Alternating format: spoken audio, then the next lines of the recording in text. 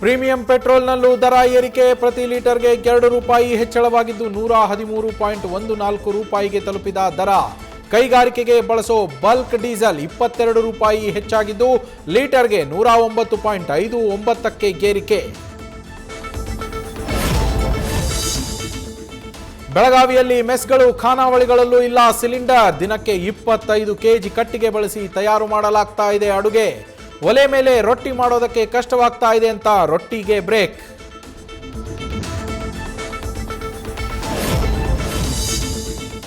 ರಂಜಾನ್ ಸಾಮೂಹಿಕ ಪ್ರಾರ್ಥನೆಯ ವೇಳೆ ಹೆಜ್ಜೆಯನ್ನು ದಾಳಿ. ದಾವಣಗೆರೆಯ ಅನಗೋಡು ಈದ್ಗಾ ಮೈದಾನದಲ್ಲಿ ಘಟನೆ. ಮಕ್ಕಳು ಸೇರಿ 10ಕ್ಕೂ ಹೆಚ್ಚು ಮಂದಿ ಜಿಲ್ಲಾಸ್ಪತ್ರೆಗೆ ದಾಖಲು. ಮಾಯಕೊಂಡ ಶಾಸಕ ಬಸವಂತಪ್ಪರಿಂದ ಆರೋಗ್ಯ ವಿಚಾರಣೆ. ಮೂಡಬಿದಿರೆ ಇನ್ಸ್ಪೆಕ್ಟರ್ ಸಂದೇಶ್ ವಿರುದ್ಧ ಕಿರುಕುಳ ಆರೋಪ ಪ್ರಕರಣ. ಗೃಹ ಸಚಿವ ಪರಮೇಶ್ವರ್ಗೆ ಮಂಗಳೂರು ಕಮಿಷನರ್ ಸುಧೀರ್ ರೆಡ್ಡಿ ವಿರುದ್ಧವೂ ದೂರು. ಪಕ್ಷಪಾತ ಮಾಡಿದ್ದಾರೆ ಅಂತ ಸಂತ್ರಸ್ತೆಯಿಂದ ಆರೋಪ. ಹಲವು ವಿಚಾರಗಳು ದೂರಿನಲ್ಲಿ ಪ್ರಸ್ತಾಪ.